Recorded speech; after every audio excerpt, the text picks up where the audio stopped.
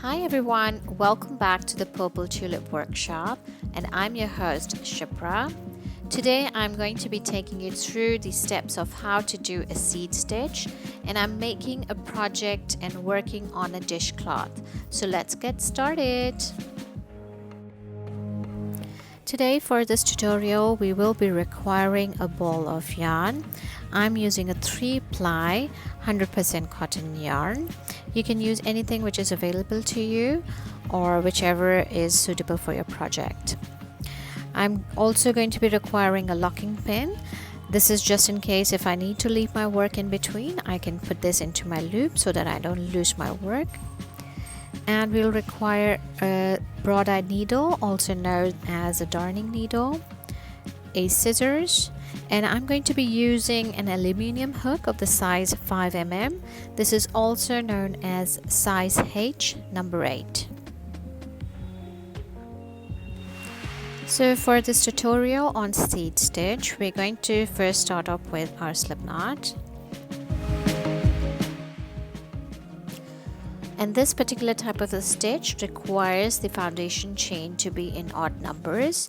So for the dishcloth, I'm going to be chaining 31.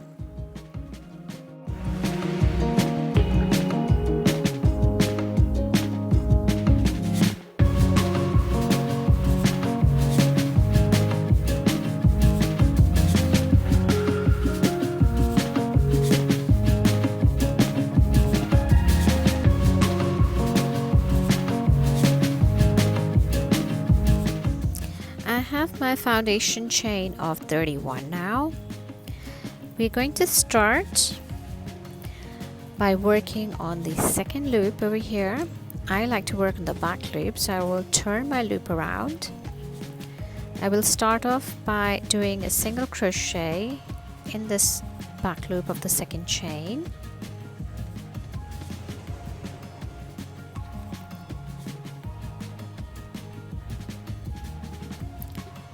Then I will be doing a double crochet in the next stitch. So I'll have yarn over, hook into the back loop,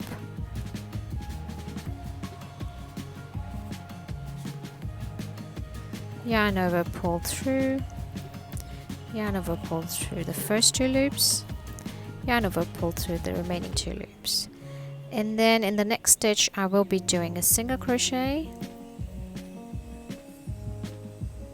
yarn over, pull through both the loops. And the next stitch would be a double crochet, so yarn over my hook, into the back loop, yarn over, pull through, yarn over, pull through the first 2 loops, yarn over, pull through the remaining 2 loops. And the next stitch would be a single crochet, yarn over, pull through, yarn over, pull through both the loops. Next stitch would be a double crochet. So we're just going to repeat this action of a sequence where we have a single crochet, double crochet, single crochet, double crochet all the way through. And I'm just going to come back once I've reached the end of my particular row.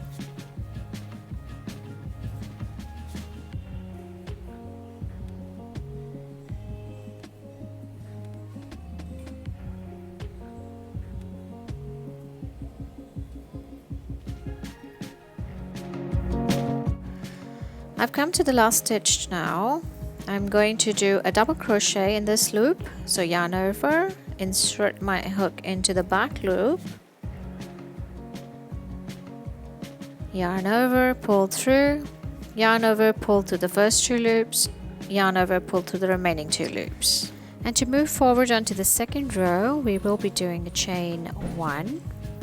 We'll turn our work around, and in this particular first stitch itself, we will be inserting a hook, doing a single crochet. Then we'll do a double crochet in the next stitch. So yarn over, insert our hook into the second stitch, yarn over, pull through the first 2 loops, yarn over, pull through the remaining 2 loops. And in the next stitch which was originally in the first row, which was a double crochet. Now we'll do a single crochet on top of that. So here we'll insert a hook in and do a single crochet,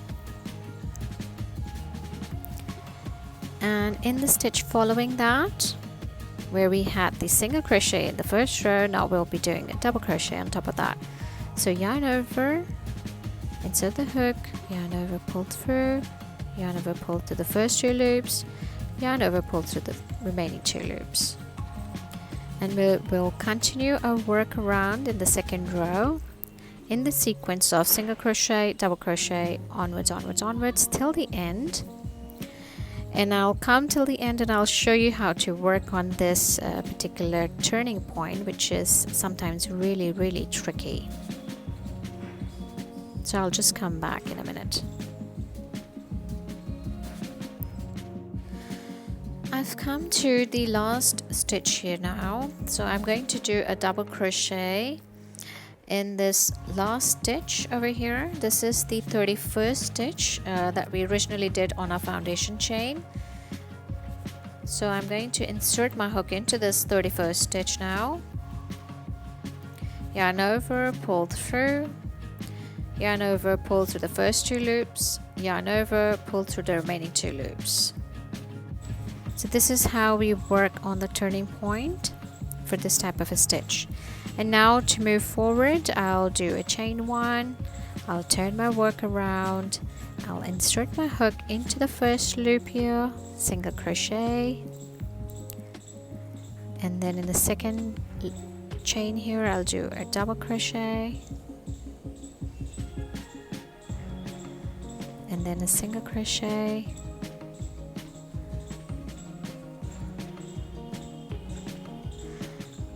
I'm going to just go ahead and complete a few more rows and I'll just come back.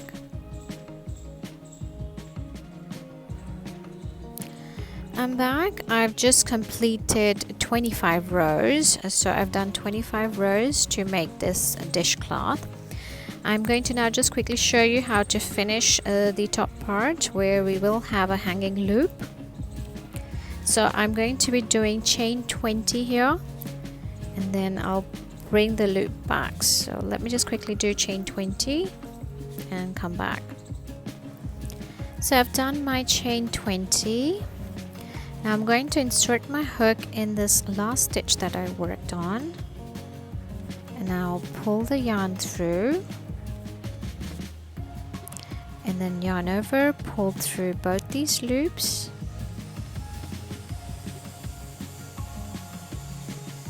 and then I'll do a single crochet and I'll pull onto this yarn, and we're going to snip this like this. Now I can just pull onto this tail tight. This will then lock my stitch, and we're going to use our darning needle, a broad eye needle. I'm going to thread this yarn and I'm going to weave this tail into my work. Similarly, I will also be weaving in the tail as well. So I'll just come back once I've woven these 2 tails into my current stitches. So I've just finished weaving the ends, the tail ends, into my stitches, existing stitches, and over here as well. I'm going to snip these tail ends.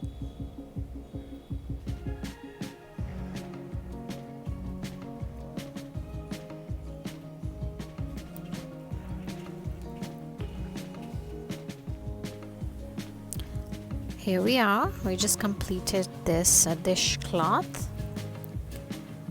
Really, really useful in the kitchen.